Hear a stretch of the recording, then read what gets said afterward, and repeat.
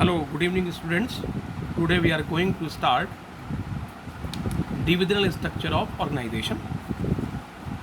Yesterday in the last video I explained you about the functional structure of organization. Now we are taking divisional structure of organization. So first we have to talk about the meaning of divisional structure. Divisional structure का meaning क्या होता है? Its meaning is very simple. To divide the whole organization on the basis of products produced by management is known as divisional structure of organization. क्या बताया बेटा?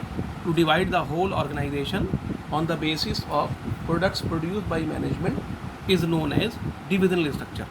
Product के हिसाब से ऑर्गेनाइजेशन स्ट्रक्चर को बनाना उसे कहते हैं डिविजनल स्ट्रक्चर ऑफ ऑर्गेनाइजेशन. जब हम प्रोडक्ट के हिसाब से बनाते हैं, ठीक है, उसी स्ट्रक्चर को कहा जाएगा divisional structure of organisation.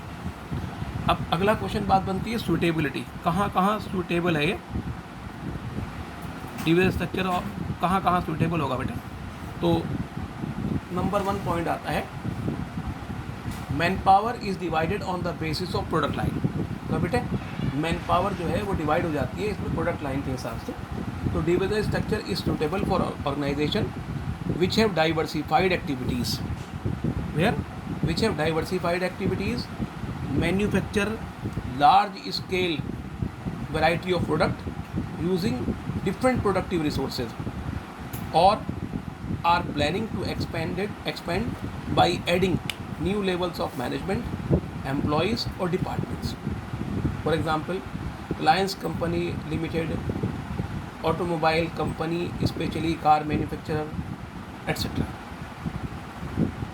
Next point आता है हमारा इसके एडवांटेजेस की बात करें हम तो what are the advantages of divisional structure of organization. तो डिविजनल स्ट्रक्चर ऑफ ऑर्गेनाइजेशन के एडवांटेजेस पहला आ जाएगा फैसिलिटेट स्पेशलाइजेशन. क्या कहेंगे? When a worker or employ produces the same product again and again. When a worker or employ produces the same product again and again, he becomes expert in producing that product. जब एक ही employee बार बार कोई product को बनाता है, worker बार बार बनाता है, तो वो उस प्रोडक्ट के बनाने में स्पेशलिस्ट हो जाता है. Therefore, it leads to specialization. Second point हमारा आता है easy coordination.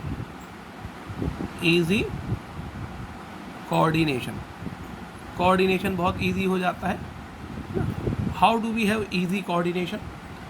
When a person produces the same product again and again, same language बनाएंगे, all the activities associated with one product, जो एक प्रोडक्ट से रिलेटेड एक्टिविटीज़ हैं, can be easily integrated and coordinated. उन्हें हम easily इंटीग्रेट और coordinate कर सकते हैं.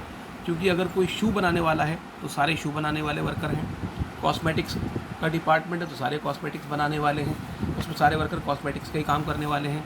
अगर फार्मास्यूटिकल्स का प्रोडक्ट बन रहा है तो उस डिपार्टमेंट में सारे फार्मास्यूटिकल्स बनाने वाले हैं. तो कोऑर्डिनेशन ईजी हो जाता है. Third is economy in operation. Operation में इकोनॉमी होती है. How do we have? Same language बनेगी बेटे. When a person produces the same product again and again, जब एक ही आदमी एक प्रोडक्ट को बार बार बनाता है, he become specialist in producing that product. तो वो उस प्रोडक्ट को बनाने में स्पेशलिस्ट हो जाता है, वो उस प्रोडक्ट के बनाने में एक्सपर्ट हो जाता है. Therefore it brings economy in money and time. इससे क्या होती है? ऑर्गेनाइजेशन में मनी और टाइम में इकोनॉमी आती है. बिकॉज हिज प्रोडक्टिविटी इंक्रीजेस, उसकी प्रोडक्टिविटी इंक्रीज हो जाती है. He produces more goods with less cost, वो लेस कॉस्ट में ज़्यादा सामान बनाता है. तो therefore it brings economy in money and time. These are the advantages. Next is disadvantages. First is delay in decision. Decision में डिले होता, देर से डिसीजन लिए जाते हैं, है ना. डिले इन डिसीजन, देर से डिसीजन लिए जाते हैं. कैसे हो जाते हैं, क्यों होते हैं?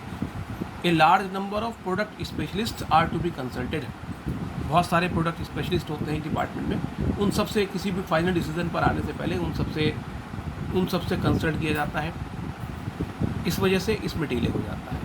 A large number of product specialist are to be consulted before arriving at a final decision, therefore it leads to delay in decision, इसलिए डिले इन डिसीजन हो जाता है। सेकेंड इज एक्सपेंसिव, महंगा भी पड़ता।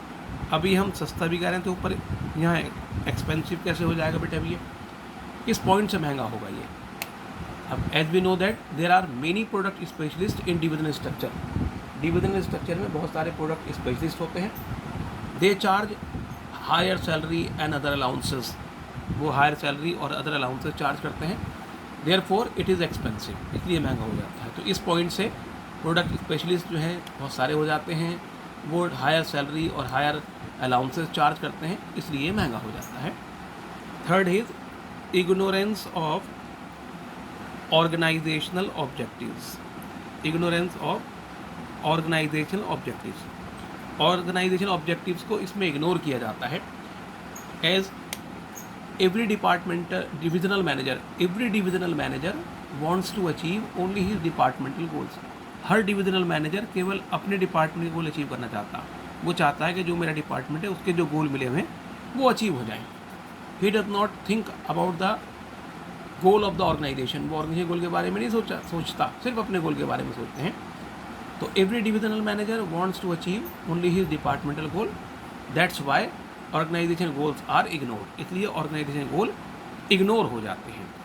अच्छा बेटे जी, अगर इसमें वो हमसे कहता है कि इसे डायग्राम और बना के दिखाइए, तो diagram how do we have to make the diagram? It's very simple. Diagram कैसे बनाया जाएगा इसका? तो सबसे पहले आएगा बेटे managing director. Suppose we are taking 4 product, 1 2 3 and 4. Number 1 we have taken garments. Number 2 we are taking footwear. Next we are taking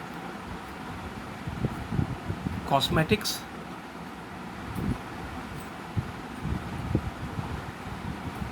And suppose we are taking pharmaceuticals.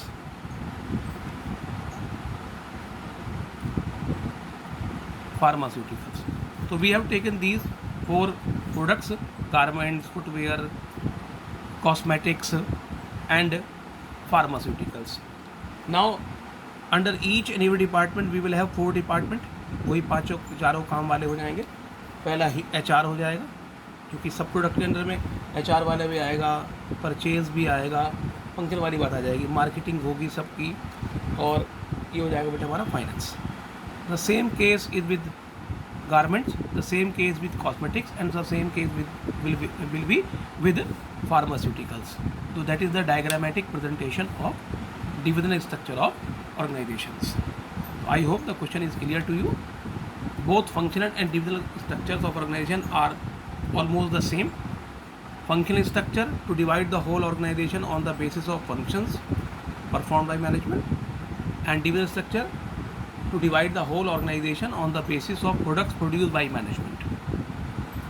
I hope both the questions are clear to you.